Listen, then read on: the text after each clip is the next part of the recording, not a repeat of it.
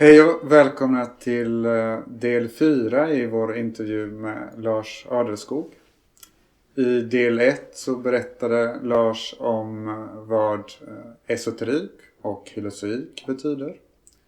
I del 2 så fick vi höra mer om skillnaden mellan esoterisk världsåskådning och esoterisk livsåskådning och vidare kring reinkarnationsläran.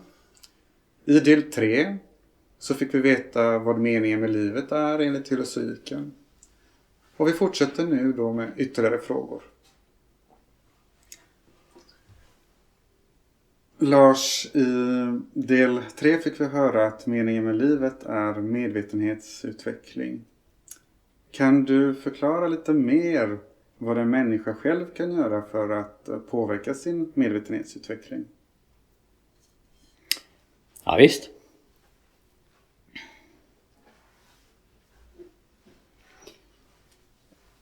Först och främst skulle jag vilja säga det att människan är icke en ö. Människan ingår alltid i grupper, kollektiv. Och ingen mänsklig medvetenhetsutveckling är möjlig i någon mera allvarlig mening utan att även kollektivet utvecklas med avseende på medvetenhet. Så det finns ingenting sådant egentligen som mänsklig medvetenhetsutveckling i en alldeles sträng individuell mening. Alltså ingen människa kan utveckla medvetenheten i en egoistisk mening och med en egoistisk inställning. Och det här följer ju faktiskt ganska tydligt, skulle jag säga, ur vetskapen om dessa 7 livslagar som vi har talat om förut, nämligen enhetslagen. Vi är alla en enhet. Medvetenheten i kosmos är egentligen en enda. Den kosmiska totalmedvetenheten, och från en synpunkt sett kan den här stora kosmiska medvetenhetsutvecklingen beskrivas så som individens ökande delaktighet i denna kosmiska gemensamma totalmedvetenhet. Alltså ju högre individen når, ju högre monaden når genom naturrikena och stadierna inom naturrikena, desto större andel har monaden då i denna kosmiska totalmedvetenhet. Jag sa ju tidigare att vi människor inte är medvetet varse att vi har andel i denna kosmiska totalmedvetenhet, men icke desto mindre har vi det.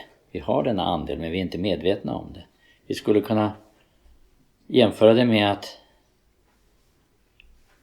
vi har andel i flera av dessa världar som är bortom den fysiska. Vi har andel i känslornas, begärens värld, emotionalvärlden, och likaså i tankens, föreställningarnas värld, mentalvärlden, och även i intuitionernas värld, kausalvärlden.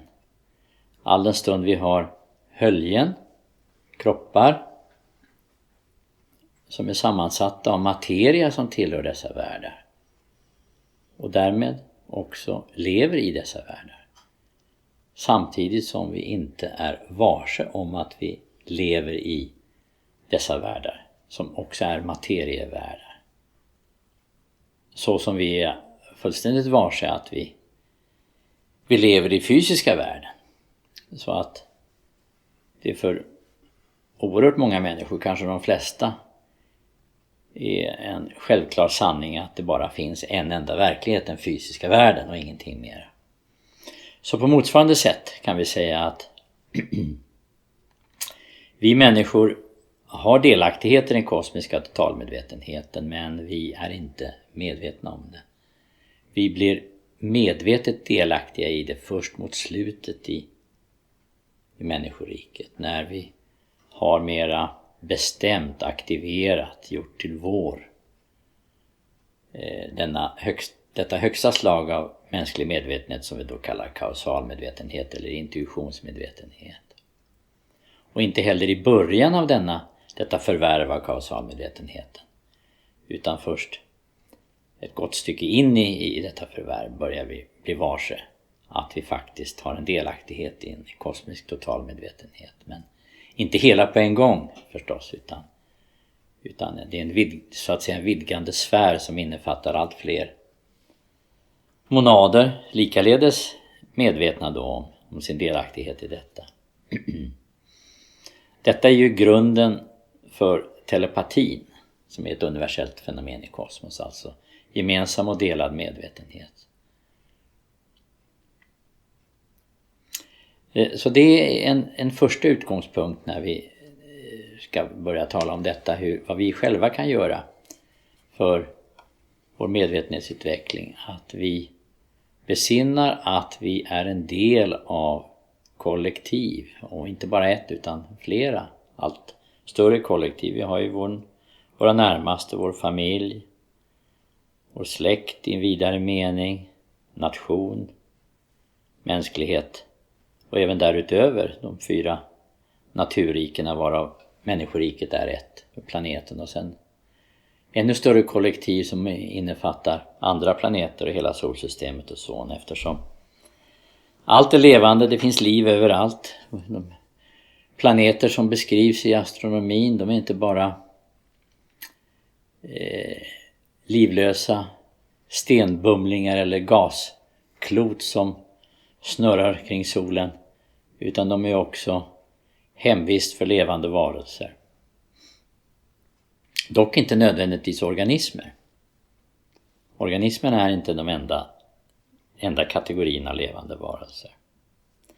Så om vi sammanfattar den här första insikten eller lärosatsen om att medvetenhetsutvecklingen aldrig kan vara enbart individuell eller egoistisk, ännu mindre egoistisk, så säger vi att medvetenhetsutvecklingen är en kollektiv process, och att vi för att främja vår egen medvetenhetsutveckling måste också arbeta för att främja andras medvetenhetsutveckling.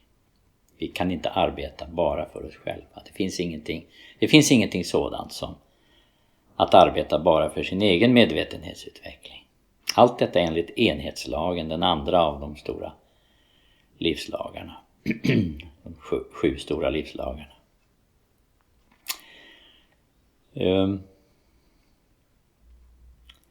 Det där underströk man i alla de gamla esoteriska skolorna, och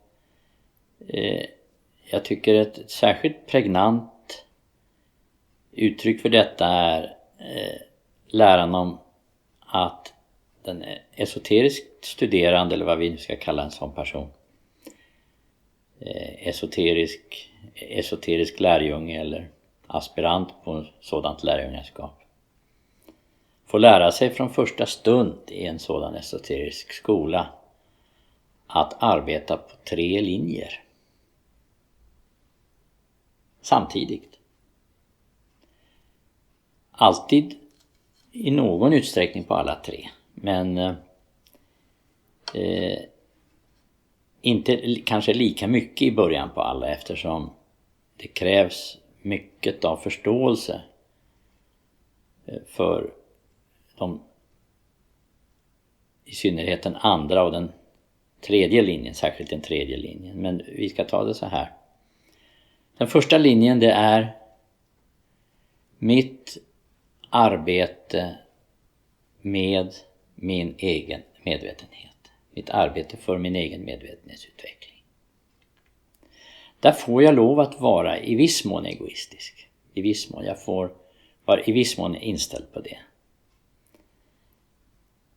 Det är arbetet på den första linjen. Arbetet på den andra linjen. Då arbetar jag i, med och för en grupp av lika motiverade esoterikstuderande. Som också, liksom jag, inte bara är inställda på att studera esoteriken eller filosofiken som en teori, utan också försöker omsätta en praktik, och i det här fallet då medvetenhetsutveckling. Då kan jag inte längre vara särskilt egoistisk. Jag måste ta hänsyn till andra. Jag måste försöka tänka mig in och leva mig in i andra situation. Jag måste hjälpa andra. Det kan vara så att jag har befunnit mig i den här gruppen längre än många andra. Då har jag ett ansvar för att uppföra mig på ett visst sätt inför de andra i gruppen. Att vara ett föredöme, ett exempel. Att visa hur man gör, inte kanske så mycket med ord utan fast mera med gärningar. Att vara där, beredd att hjälpa. Förklara vissa saker som kan vara oklara i lärarens frånvaro. Jag måste också iaktta mig själv mycket noga. Så att jag inte onödigtvis vållar irritation. Inte tar för stor plats i förhållande till andra. Inte behöver tala om mina personliga problem som jag kan tycka vara oerhört intressanta, men som säkerligen inte är lika intressanta för de andra. Jag får liksom skärpa mig. Jag får höja mig tillfälligtvis till en högre nivå. Och detta måste ju också gynna själva arbetet på medvetenhetsutveckling. Att jag förbättrar, vad vi säger, mitt vara. Mitt sätt att förhålla mig, mitt sätt att visa vad jag har inom mig, mina förmågor, mina egenskaper. Jag lär mig att mindre och mindre visa mina skarpa kanter i förhållande till andra. De slipas av efterhand i det här umgänget. Och det i umgänget i gruppen är inte ett normalt eller vanligt socialt umgänge. Att man bara har trevligt tillsammans. Så det är inget som säger att man måste ha otrevligt tillsammans. Men det är inte huvudmotivet, utan motivet är att man hjälper varandra i studier och praktik, medvetenhetsutvecklingen. Så det är arbetet på linje 2. Man hjälps åt i en grupp. Och det visar sig alltid, det är en mycket, mycket lång erfarenhet i esoteriska skolor vi talar om här, att man kan visst komma ett stycke på väg om man är intresserad av att utveckla sitt medvetande och bara arbeta på linje 1. Visst kan man göra det. Men bara ett visst stycke. Sen kommer man inte mycket längre. Man behöver en grupp. Man kan inte se sig själv riktigt. Det behöver man kunna göra. Och då kan andra i gruppen hjälpa till. Inte så mycket som att de säger, nu ska jag hjälpa dig att se dig själv. Utan därigenom att vi är liksom speglar för varandra. Man visar sig lite annorlunda tillsammans med andra människor än när man är för sig själv. När man är bara för sig själv, man behöver inte ta så mycket hänsyn. Man kan göra det ganska lätt för sig, men i en grupp blir det svårare. Och man kan hjälpas åt med att påpeka saker i all vänlighet men ändå tydligt. Och man kommer överens i gruppen från första början att vi alla är inställda på effektivitet i det här arbetet. Så vi är alla överens och vi har alla gått med på att om vi märker att någon av oss liksom slumrar till bildligt talat, men inte bara så bildligt, för det är faktiskt en sorts sömn när man inte är så medveten längre, så får de andra liksom knuffa till och säga: hör du, nu sover du faktiskt. Nu är du inte riktigt vaken. Nu visar du inte riktigt att du vet bättre och så vidare. Och det finns ingenting av elakhet eller personlig kritik i detta, utan det är gemensam hjälp. Och det är faktiskt människovänlighet och människokärlek att göra så när man har kommit överens om att man hjälper varandra framåt på det sättet. Så det är arbete på linje 2. Arbete på linje 3, det är arbetet för själva skolan. Alltså den större grupp som den här gruppen tillhör, och är alltså gruppernas grupp skulle man kunna säga, för just den här inriktningen av esoteriskt arbete. För det finns olika skolor med lite olika inriktning.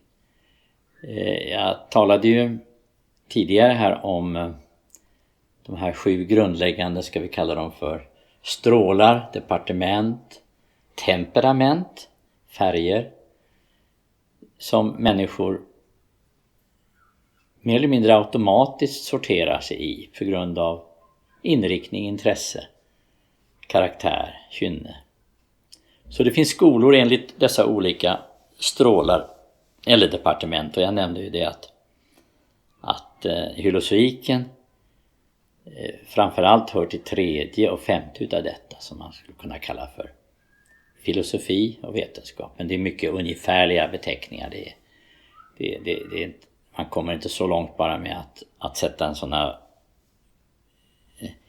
enkla etiketter på. Det innehåller mycket mer bara än de här 2 ledorden, men det är för att vi överhuvudtaget ska förstå vad det handlar om. Medan andra skolor kanske har en mera inriktning på harmoni, estetik, konst, musik. Det är 4:e strålen eller departementet.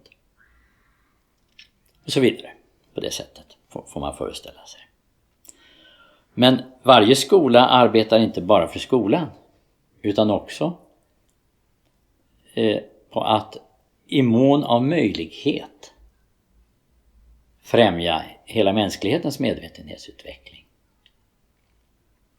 Och i viss mån också bidra till de lägre naturrikernas medvetenhetsutveckling med olika verksamheter.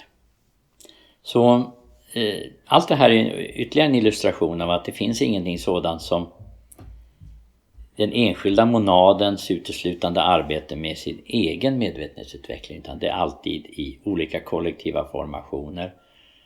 Och vi märker av den här beskrivningen att det finns en viss ordning.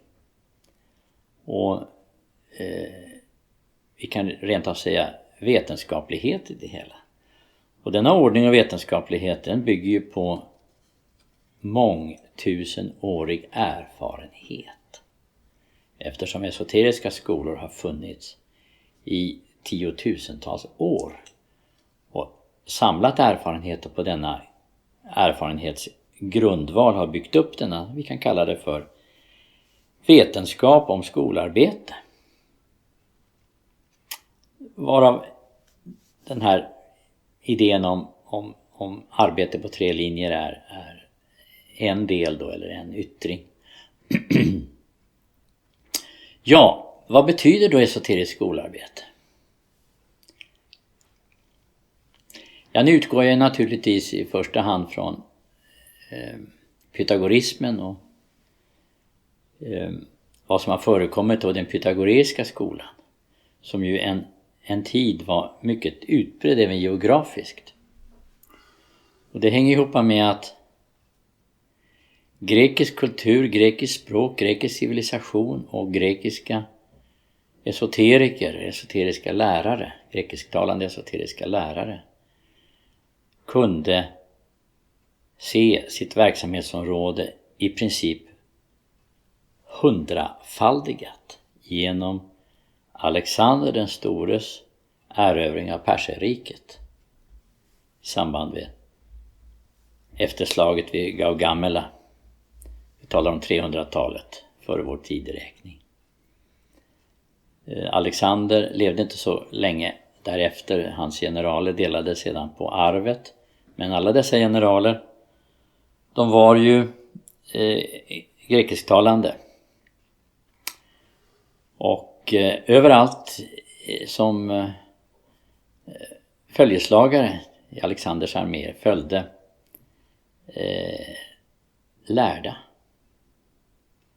lärda män, vetenskapsmän i vanlig mening, historiker, geografer. Man gjorde anteckningar och uppteckningar, men även esoteriska lärare som såg till att grunda skolor.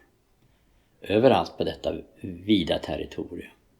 Så det fanns, alltså, det här kallar man ju sedan för hellenismen, alltså det är ett skede i historien efter Alexanders erövringar när grekiskan infördes då som kulturbärande språk i mycket stor del av, förutom Grekland, Västasien och i princip ända fram till Indus.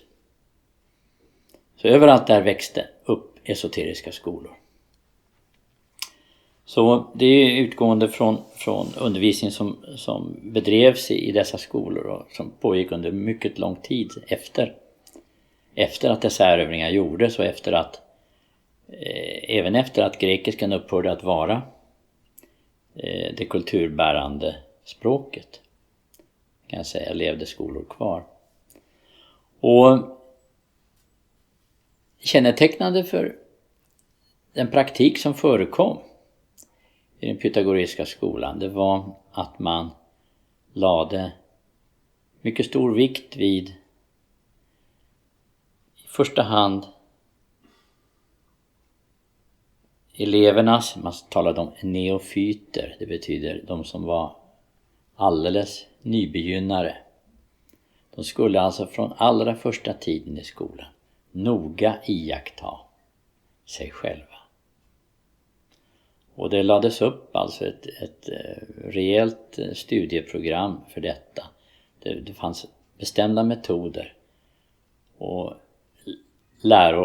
lära om hur man skulle iaktta sig själv. Vad man skulle se, vad man skulle jakt på och vad detta skulle ha för ändamål. Det skulle ha till ändamål att öka människans, det vill säga monadens, kontroll över det som inte är monaden. Eller för att uttrycka det på ett annat sätt, jagets kontroll över det som icke är jaget. Jaget och icke-jaget, monaden och dess höljen. Genom att iaktta. Själviaktagelse var en utav de viktigaste övningarna. Och där följer man vi kan kalla det för psykologisk lag. Jag säger inte psykologisk, jag säger psykologisk. Om vi skriver detta ord så ska vi ha ett bindestreck mellan psykologisk. För det handlar nämligen om den särskilda logik som psyket eller medvetenheten använder. Psyke är ju en grekisk ord naturligtvis. Det är ganska naturligt i en grekisktalande skola att man använder grekiska ord. Vad ska man annars använda? Så psyke brukar vi översätta med själen. Och det är inte så distinkt och vetenskapligt, men det var som man sa. Och logos har med förnuft att göra. Men även beräkning. Och lära. Så läran om själen eller en förnuftig uppfattning om hur själen kan skolas. Så denna psykologiska lag säger följande. Du, talande nu till monaden. Du, monaden, kan icke vara det du iakttar. I samma stund du iakttar något så är du icke detta.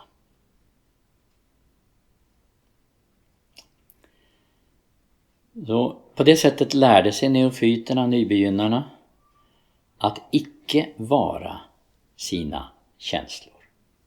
Icke vara sina tankar. utan vara det som iakttar detta, det iakttagande jaget.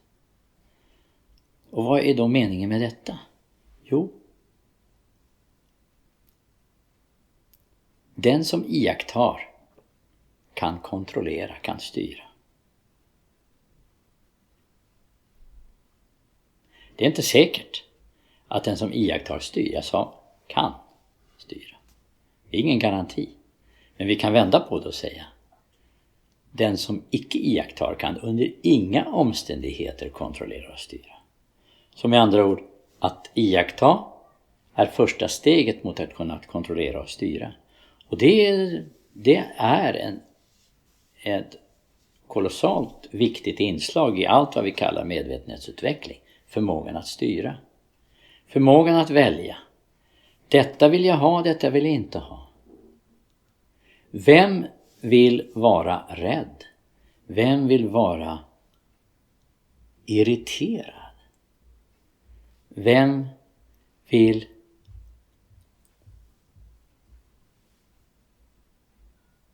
vara arg? Vem vill vara nedslagen? Ja, men det där kan vi ju inte styra. Det bara kommer. Jo, det kan vi visst. Det kan vi visst invänder pythagoreerna. Det är en fråga om att lära sig att styra. Därför att monaden är en sak. Och dessa känslor är någonting annat som inte är monaden. Utan vi kan säga mekaniska och automatiska processer i ett hölje som monaden använder. I detta fall då de här negativa emotionerna eller känslorna jag nämnde, irritation, vrede, nedslagenhet och så vidare, hör till emotionalhöljet. Men monaden, varför har den höljen? Men monaden är göraren, monaden är byggaren. Bygger, kommer ni ihåg liknelsen om Salomos tempel från Bibeln? Monaden bygger Salomos tempel, monaden bygger sitt kausalhölje, sitt enda odödliga hölje. Så monaden är den som gör. Och egentligen den enda som ska göra. Höljena ska ingenting vara som gör annat än utföra monadens vilja. Så monaden ska vara liksom en skicklig hantverkare, en skicklig snickare eller murare eller någonting sådant. Och höljena ska vara uteslutande mycket följsamma redskap för monadens arbete. Det är själva idén bakom kontroll, medvetenhetskontroll. Monaden ska lära sig att bemästra sina höljen, inte bara organismen. Det tar vi som någonting fullständigt för givet. Jag befinner mig på 3:e våningen i ett hus, jag ska ner till gatan. Jag går ner för trappor.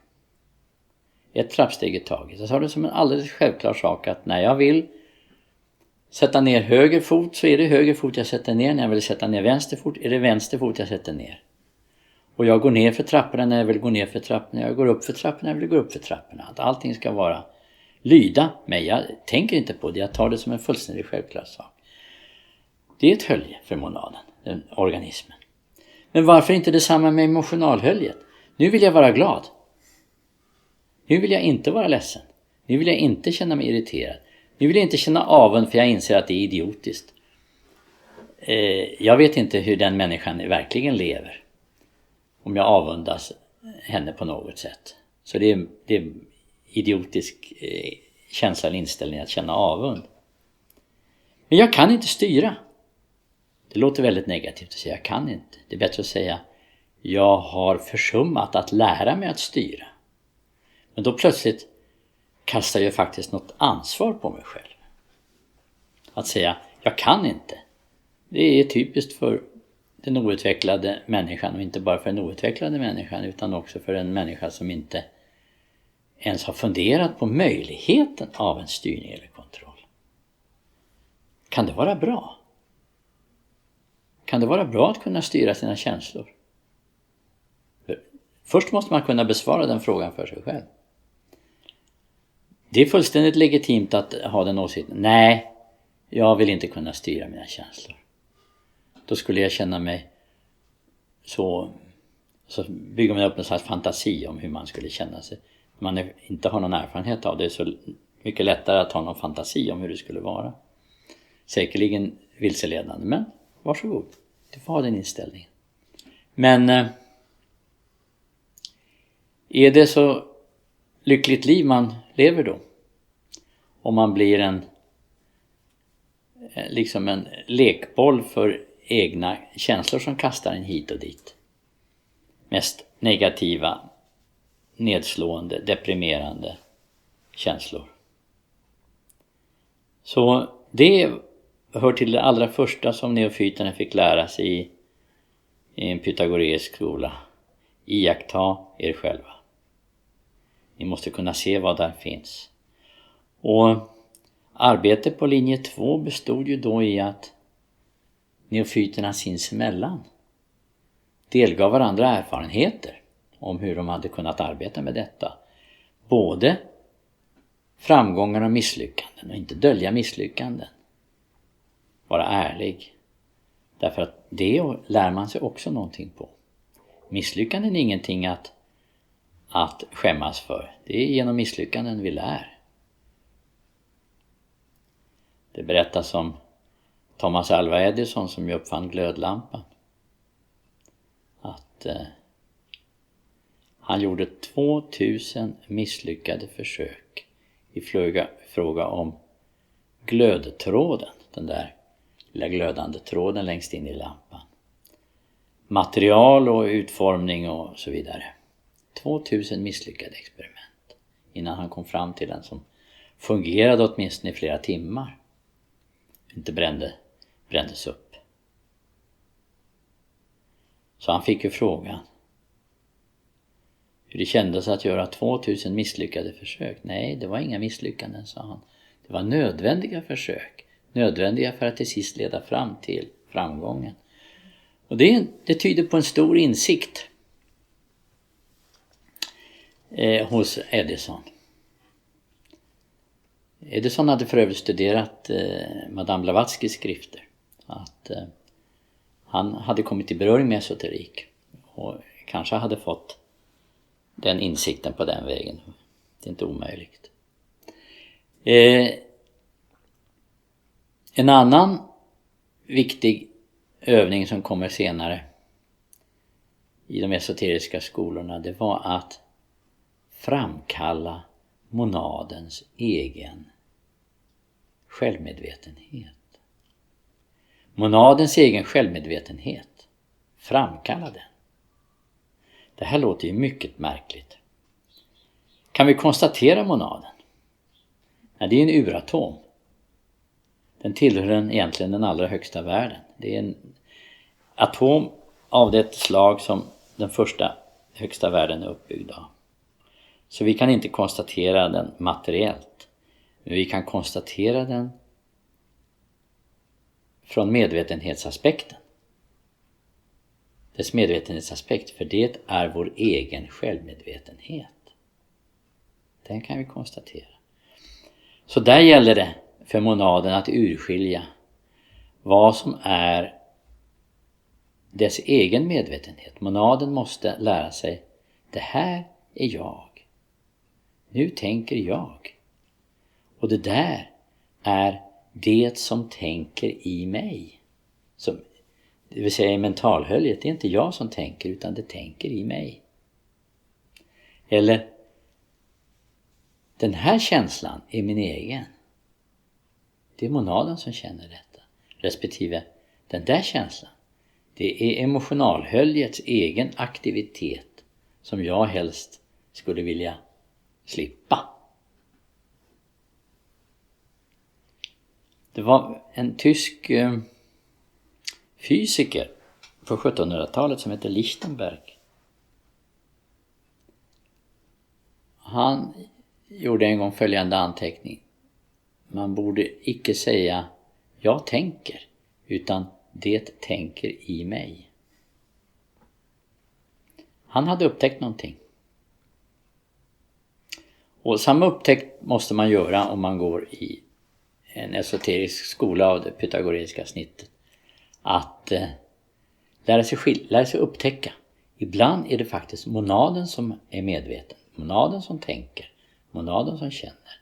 Men för det mesta, tyvärr, är det inte monaden. Utan det är, kan vi säga, spökerier i höljerna. Det är mentala spökerier och emotionala spökerier. Och vanligtvis, för det allra mesta, fullkomligt värdelösa från medvetenhetsutvecklingens synpunkt. Kan inte lära mig någonting, utan det är bara någonting som pågår. Någon slags inre skval. Och en inre monolog som hela tiden pågår. Babbel, en inre babbel. Och att få stopp på det, att framkalla en stund av självmedvetenhet. Det kallades i de gamla skolorna för själverinring. Eller bara erinring. Själverinring eller bara erinring. Monaden blir då medveten om sin egen existens. Och varför kallas det själverinring? Jo, vanligen är det så att det här kommer på i en sånt ögonblick man tänker: oj, nu är jag medveten. Men jag har glömt bort att vara det. Jag har gjort den här övningen om och om igen och hela tiden glömmer jag att göra det. Men nu kommer jag ihåg. Så jag kommer ihåg mig själv.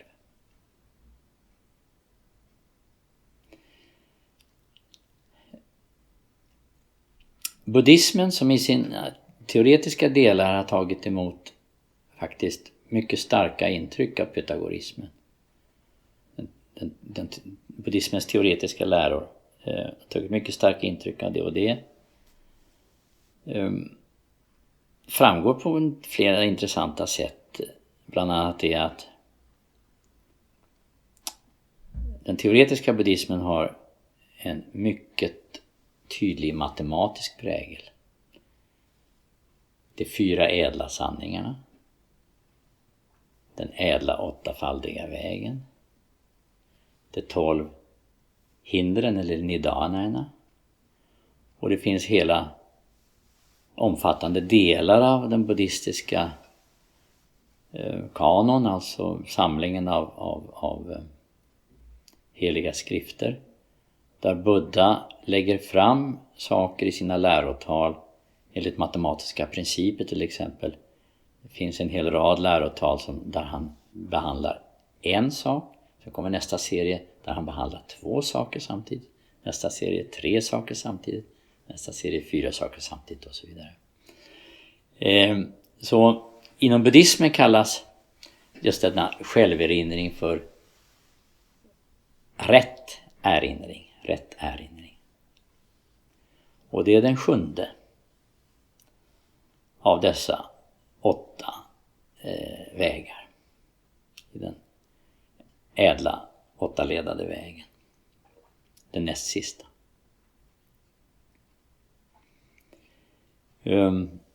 En tredje viktig övning som lärdes ut i den pythagoreiska skolan, det var icke-identifiering. Alltså att man inte skulle säga jag om allt möjligt som sker i ens medvetenhet. Jag blev så arg.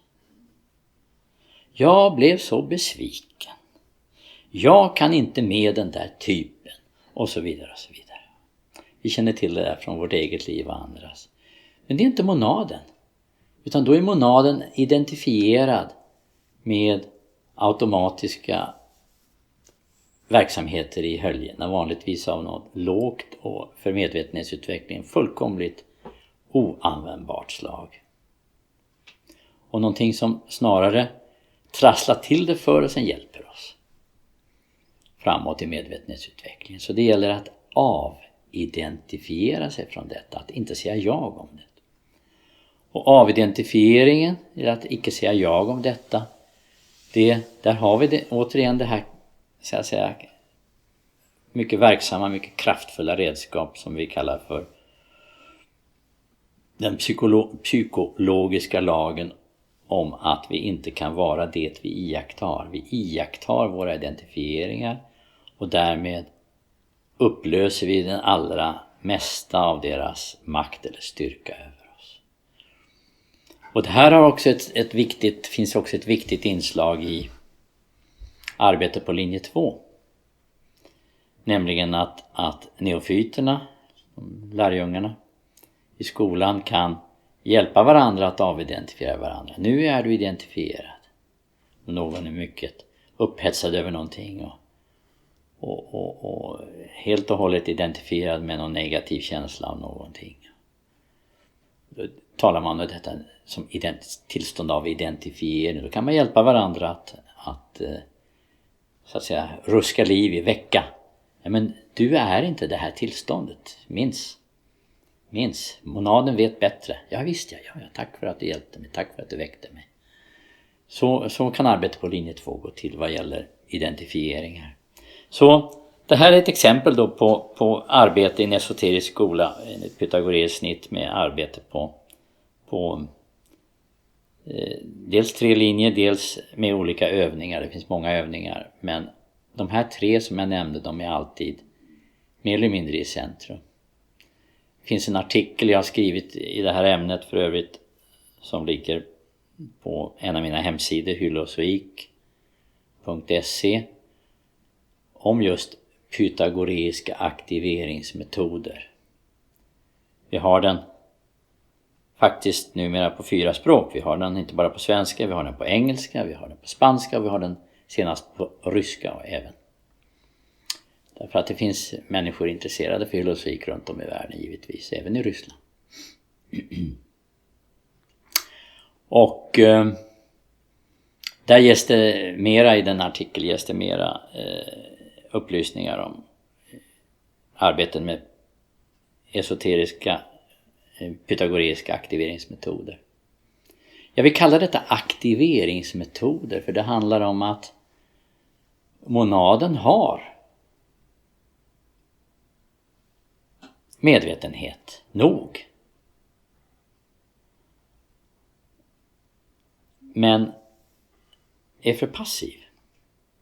Och när monaden är passiv då är höljena istället aktiva.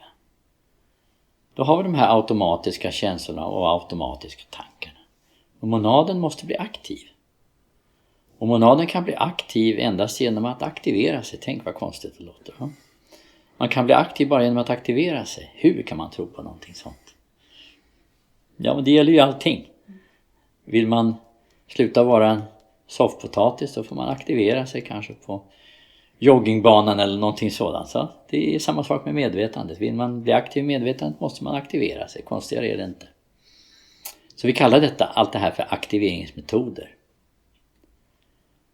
Så, och då en fråga som kan uppstå: finns meditation i detta? Ja, alla gånger, alldeles säkert. Och det är bara det att då måste man tänka på att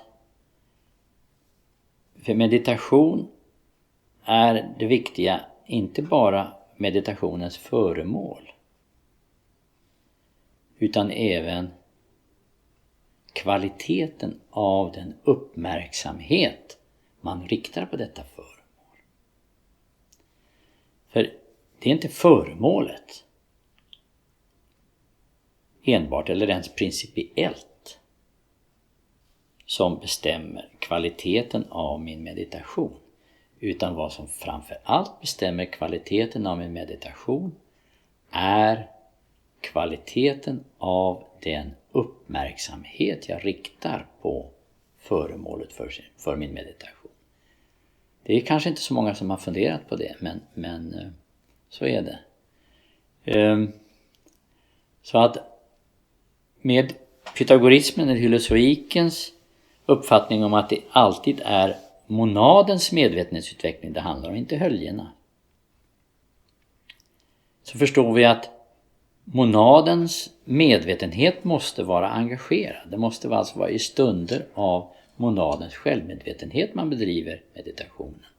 Så alla de stunder, ögonblick i själva meditationsprocessen där monaden faktiskt är närvarande, vaken, medveten, riktar sin uppmärksamhet självmedvetet, är ju de enda riktigt värdefulla och användbara stunderna i meditation.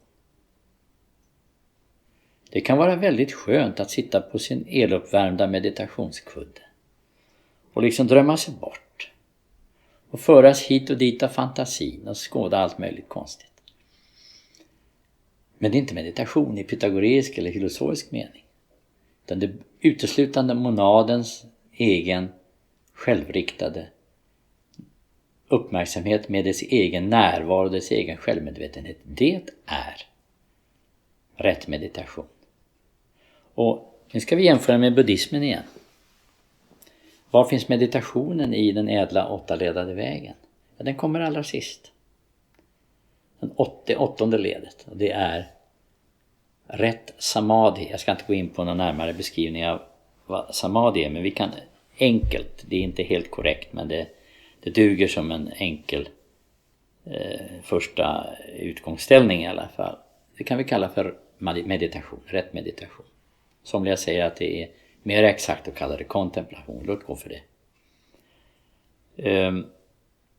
Så den kommer efter denna rätta erinring eller rätta själverinring som var den 7:e ledet. Så med andra ord, implicit ligger i den ädla åttaledade vägen att den rätta meditationen måste föregås av den rätta erinringen. Och den rätta erinringen, det är monadens egen erinring, det är monadens egen medvetenhet, självmedvetenhet. När vi ändå är inne på jämförelse mellan buddhismen och pythagorismen, så kan det vara intressant att uppehålla sig något vid vad Buddha sa till sina lärjungar, det sista han sa till dem.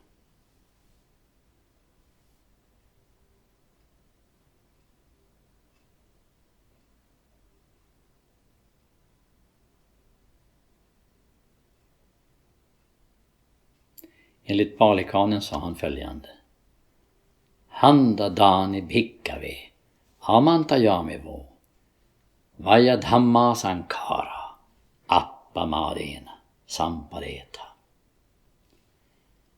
Och det betyder: Välan i munkar, detta tillsäger jag eder.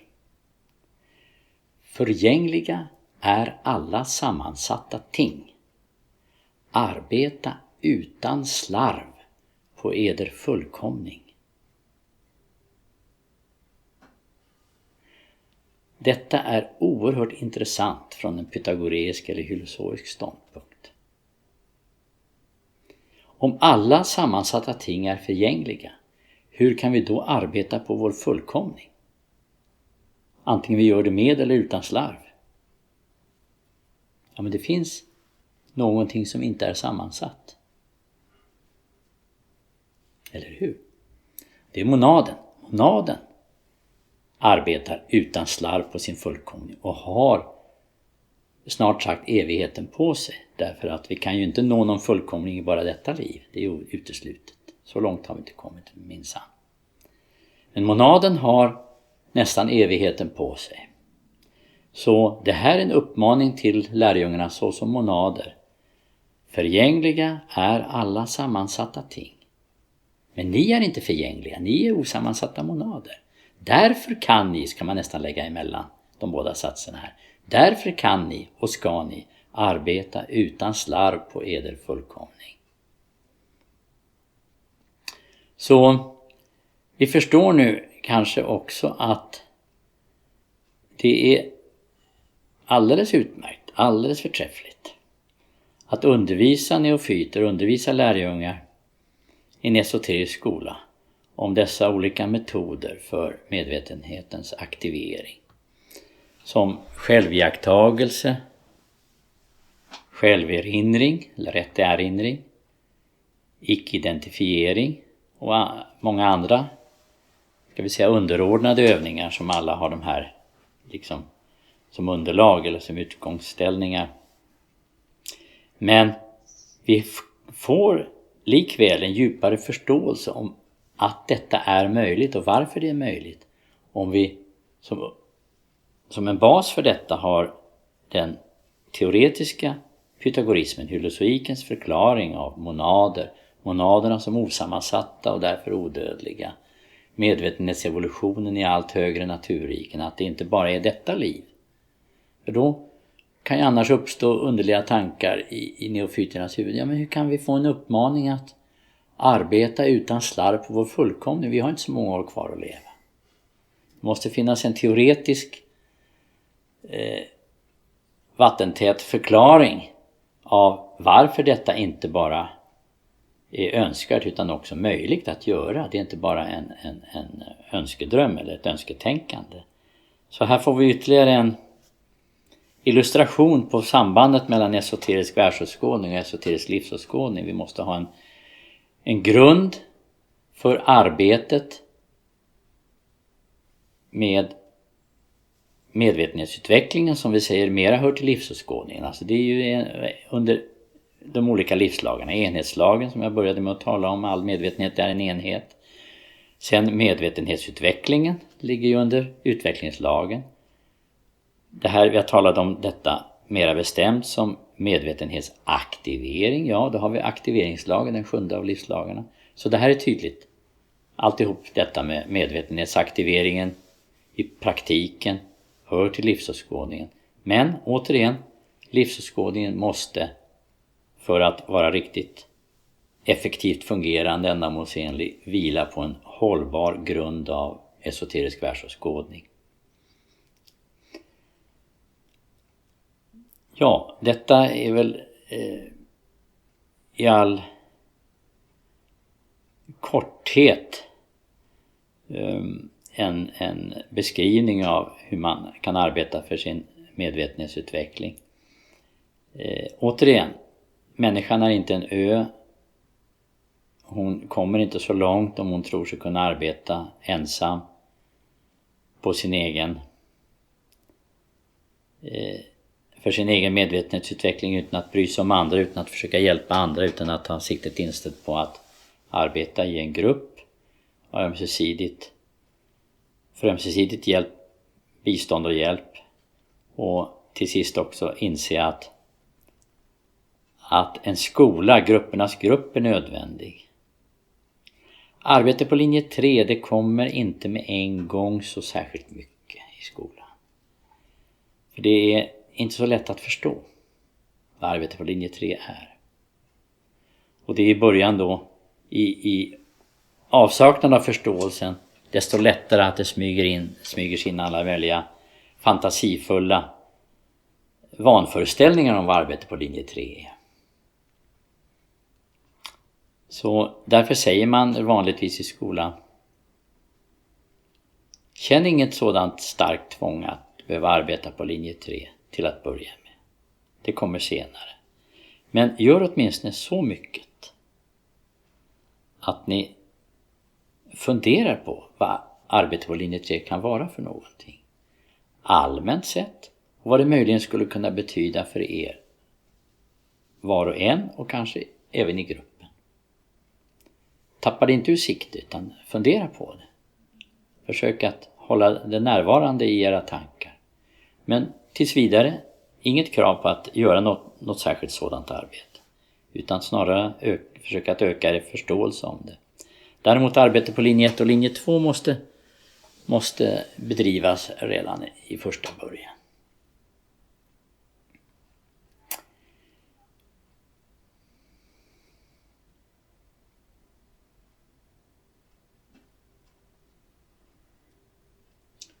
Tack Lars.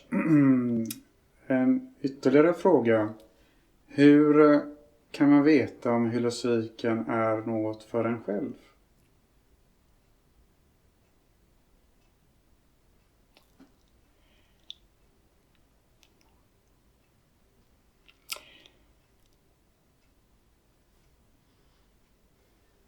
Jag skulle nog säga det att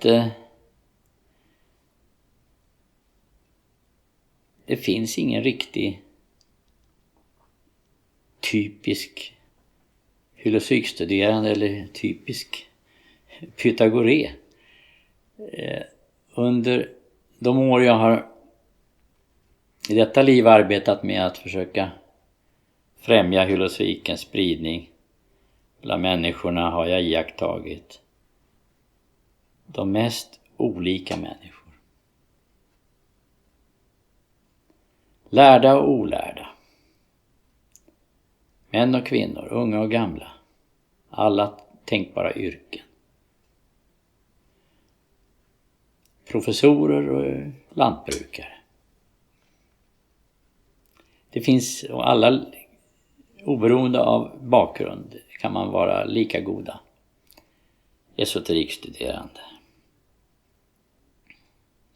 Det kan vara sådana som har kommit direkt in i filosofiken och inte haft något intresse åt det, ska vi säga, esoteriska och ockulta hållet, inte brytt sig om New Age, ingenting sådant.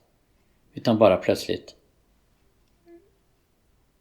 kommit i kontakt med den här undervisningen och bestämt sig för att det här måste jag gå in i, det här måste jag studera.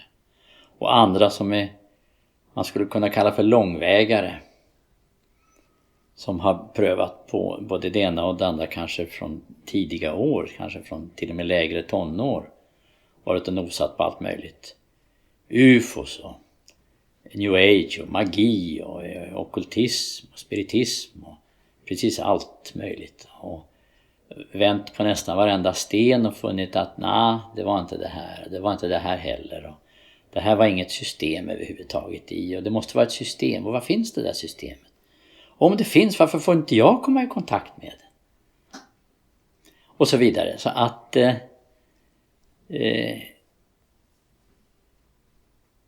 eller att som en beskrev för mig, en man som inte hade minsta intresset åt det här hållet i livet. Var en egen företagare, hantverkare. Bara gå rakt in i en bok där man säljer New Age-litteratur i södra Sverige. Och bara gå rakt igenom butiken och rakt fram till någon bokhylla och tar en bok utan att ens se vilken det är och går till kassan och betalar. Och det råkar vara en bok om filosofik. Och sen ombord sedan dess. Så det finns alla tänkbara färger och smaker, vill jag på att säga. Ja, sen kan man naturligtvis, det här är mera utifrån betraktat om man ska söka på någon slags utvändig klassifikation som sagt knappast finnes. Sen kan man ju naturligtvis se det inifrån, alltså hur människan själv uppfattar detta, att ja, men jag måste in i det här, jag kan inte bara bekanta mig med det här högst flyktigt. Jaha, det var intressant, och sen gå vidare till nästa. Som vilken fjäril som helst som fladdrar från en blomma till blomma. Jag skulle nog säga att det tillfredsställer ett verkligt känt behov. Och den verkliga känslan av att detta är ett behov, det behöver som sagt inte finnas. Den här mannen som gick in i den här butiken och bara tog en bok, han hade väl inget känt behov, utan insåg först i efterhand, men det var det här jag har sökt efter.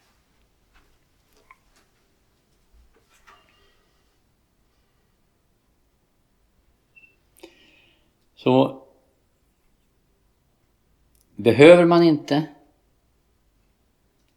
esoterik eller filosofik, så är det klart att man om man av en händelse skulle komma i beröring med, om någon skulle säga du måste läsa den här boken, så kanske man pliktskyldigast läser några sidor. Nej, det här var ju så torrt och tråkigt. Det är torrt som fnöske. Jag vill inte läsa något annat. Då är det naturligtvis inte någonting för en själv. Och det är fullständigt tillåtet. Frihetslagen gäller. Men omvänt, om man känner det här kan jag inte vara utan. Det här måste jag fördjupa mig i. Det här vill jag fortsätta i. Här känner jag att jag inte bottnar. Här känner jag att jag inte kan liksom genomskåda och finna en massa fel i och finna att det inte håller streck. Utan tvärtom. Här känner jag att jag kan växa. Här känner jag att jag har någonting att lära mig. Här känner jag att jag har någonting att erövra. Här känner jag att det finns en okänd verklighet jag vill utforska. Man får helt enkelt iaktta sig själv och iaktta sin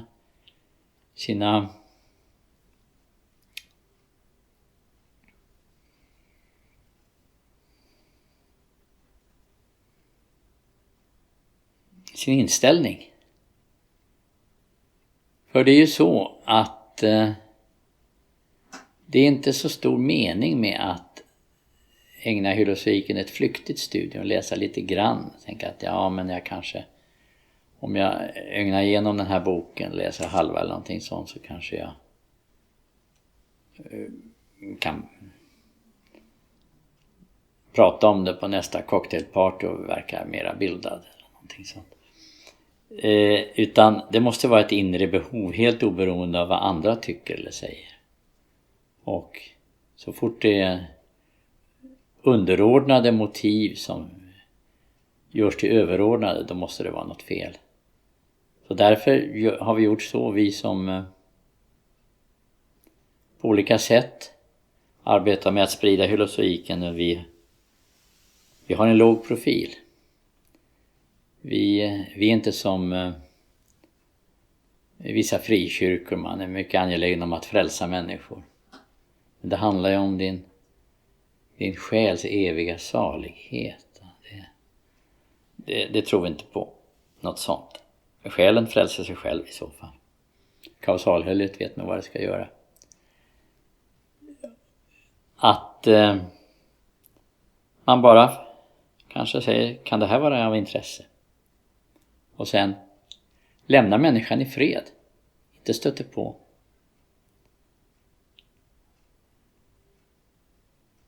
Och det är samma sak i esoteriska skolor för övrigt. Man trycker inte på. Och människor som inte har tillräcklig inre drivkraft, tillräckligt initiativ, de förfaller automatiskt i esoteriska skolor och ramlar ur ganska snart, eftersom det är ingen som stöter på.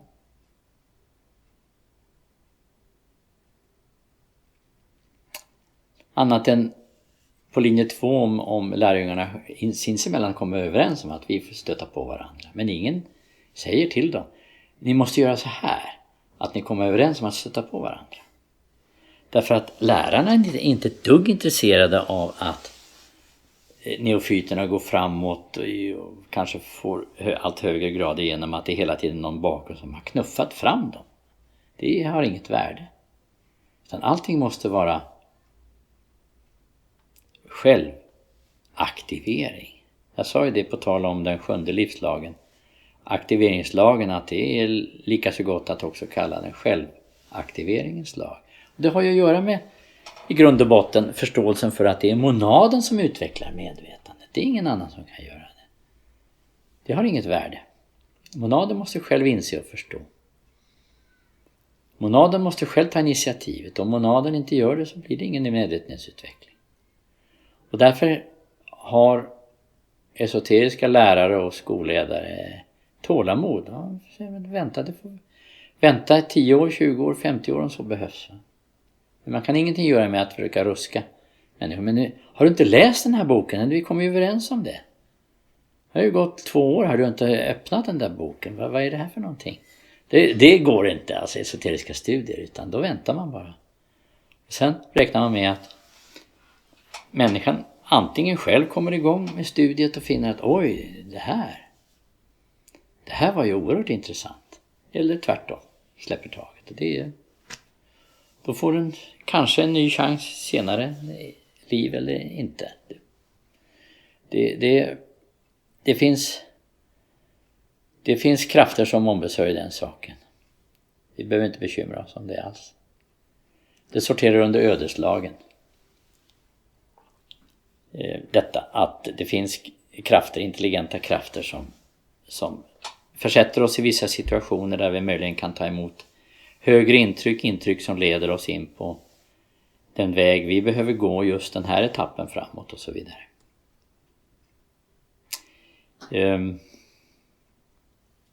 Jag skulle också säga det att några gemensamma drag hos människor som har menat allvar med sitt studium av esoterik och i synnerhet teologik, det är att det antingen från början på något sätt eller senast när man kommer i kontakt med kunskapen inser att kunskapen måste finnas, det inser jag. Det måste finnas en sådan kunskap. Och det måste finnas ett system. Och jag kan inte vara tillfreds med någon systemlös lära. För det tyder inte på den högsta intelligens att lägga fram allting i en oordnat skick. Det måste vara en bättre ordning i kunskapens framställning. Det där finns också i vissa av världsreligionerna framställt. Judarnas Talmud säger till exempel att studium utan system är mycket svårt. Och andra lärare har sagt att det finns vissa genomgående principer som måste iakttas.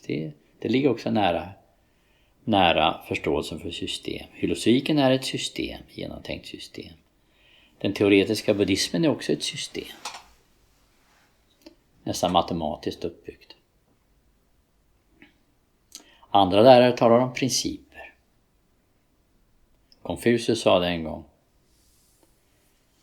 inför sina församlade lärjungar. Min undervisning innehåller en enda allt genomträngande princip. Då var alla lärjungarna tysta utom Shui, som var Konfucius älsklingslärjunge, liksom Jesus sägs ha haft Johannes till sin älsklingslärjunge. Ja, mästare, sa Shui högt. Sen reste sig Konfucius och lämnade rummet. Och lärjungarna tittade på varann och sa, vad menade han? Jo, sa Shui. Detta är vad vår mästare menade.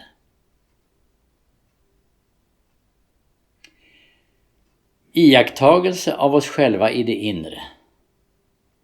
Och uppmärksamhet och hänsyn till andra i det yttre. Och detta är ett och samma. Där märker ni igen den här idén om iakttagelse. Monadens egen aktivitet monadens egen riktade uppmärksamhet. Dels på det egna inre.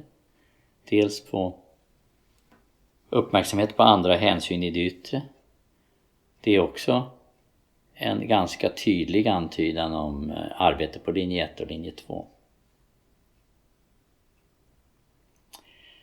En annan sak som kan vara en bra utgångspunkt, god utgångspunkt för esoteriska studier, det är att inte tro på något sätt på den allmänna moralen, utan ha genomskådat den så som det skenväsende är.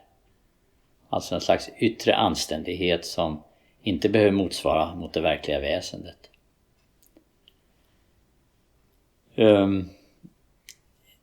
Också kan man säga att det måste finnas en slags allmän skepsis mot att man inte troende på de vanliga definitionerna gott och ont, rätt och orätt, utan har genomskådat det och ser att det finns något djupare. Och det djupare intresset för sådana frågor om gott och ont och rätt och orätt har hos många, särskilt hos dem hos vilka intresset för livsåskådningen kanske överväger framför intresset för världsåskådningen, redan har lett till studium av sådana saker som exempelvis stoisk filosofi hos greker och romare. Jag kan nämna Seneca till exempel, hans brev till Lucilius som för några år sedan kom i utmärkt svensk översättning. Eller Marcus Aurelius självbetraktelser. Eller Epiktetos handbok i livets konst.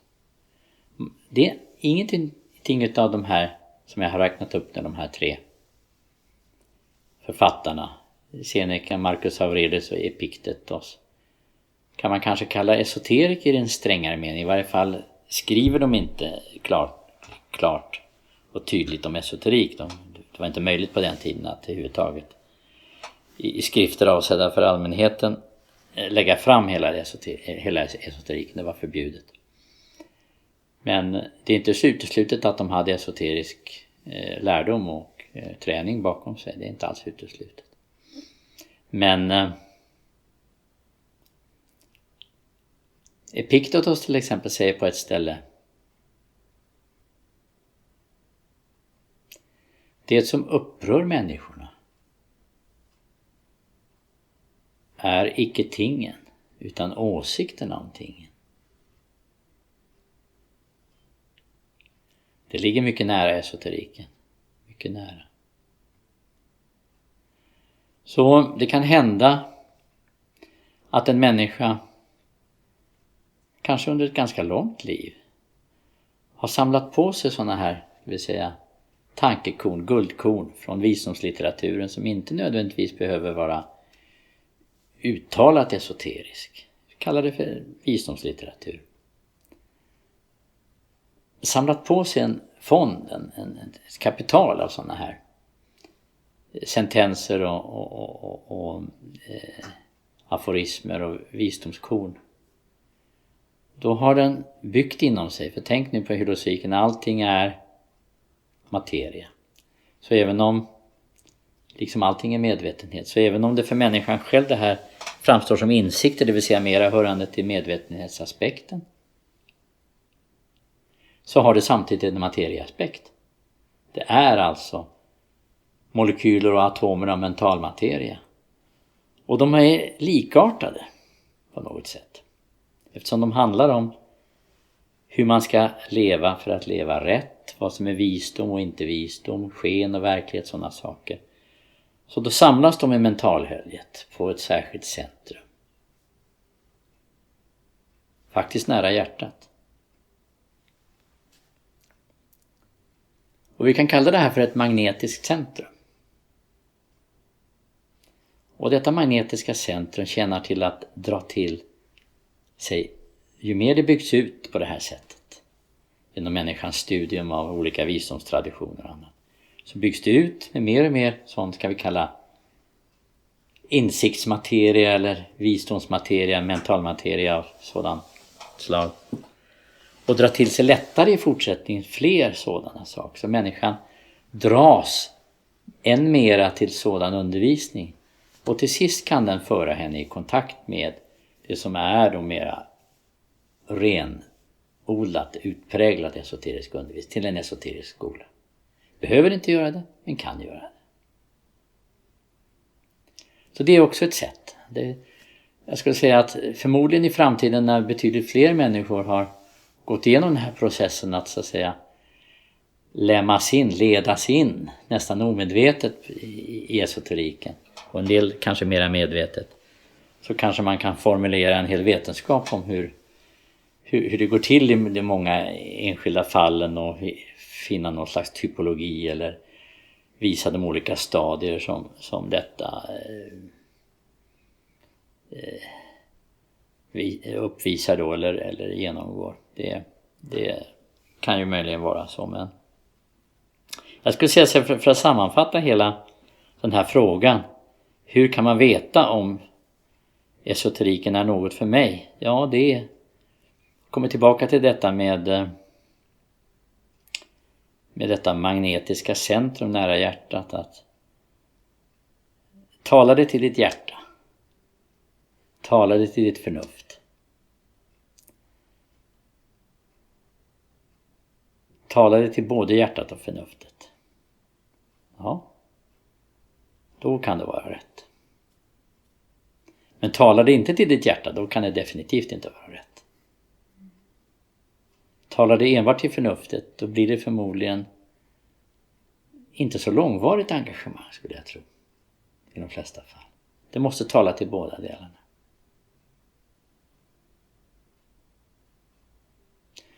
Det låter ju alltid lite, ska vi säga, mera ovetenskapligt eller poetiskt eller religiöst att säga det måste tala till ditt hjärta. Men här är vi inte ett dugg ovetenskapliga.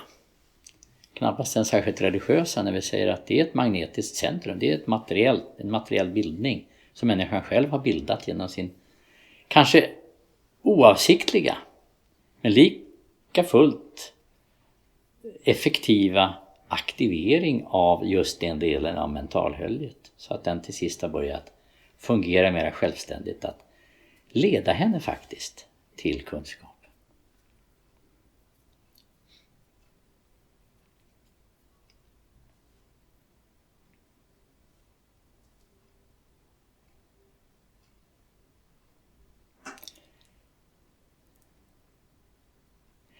Ja, sen kan man också säga någonting om skillnaden mellan tro och kritiskt antagande. I de esoteriska skolorna var tro icke tillåten. Så istället för judendomens eller kristendomens 10 Guds bud så kan man nästan säga att åtminstone till en början i en esoterisk skola hade man bara ett enda bud. Du skall icke tro. Tro är inte lika med, tro kan ju ha faktiskt mer än en betydelse. Vi kan ju tala om tro i betydelsen man har tillit till någonting. Där kan det ju faktiskt vara befogat. Man har tillit till en broder eller en vän och så vidare. Man har tillit till sina föräldrar. Där är det ju ingenting att anmärka på. Men tro i betydelsen försanthållande. Att man håller något för sant som man inte har ordentligt undersökt. Eller omvänt. Man avfärdar något som osant som man heller inte har undersökt. Det är för de intellektuellt lata.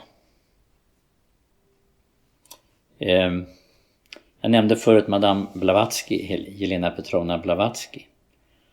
Hon skrev ett betydelsefullt verk som heter Nyckeln till teosofin. För den variant av esoterik som hon företrädde kom att kallas teosofi. Ett grekiskt ord som betyder gudomlig vishet. Och hon säger på ett ställe i denna förträffliga bok Nyckel till teosofin följande.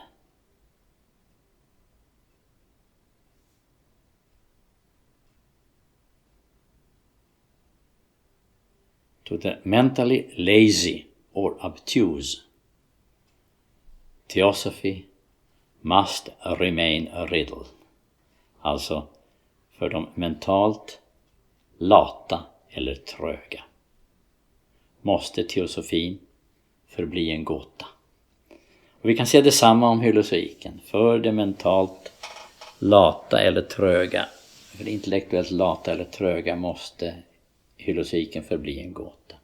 Man måste alltså med andra ord inte vara lat. Man får inte bara hemfalla och tro. Utan man måste pröva. Kan det här vara sant? Använd logikens hammare på att försöka slå sönder det. Pröva, kan det vara sant? Vad påstås här? Pröva det logiskt. Pröva det från förklaringssynpunkt och så vidare.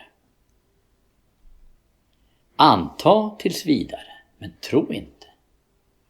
Ett kritiskt antagande är mycket bättre än tro.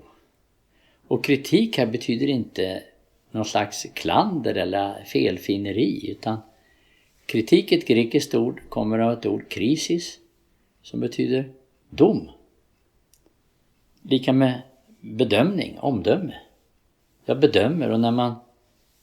Dan, och du som har varit domare, du vet att domaren måste ju noga studera målet.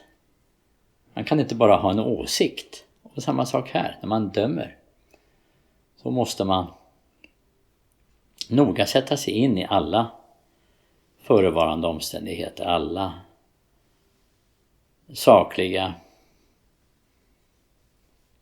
omständigheter.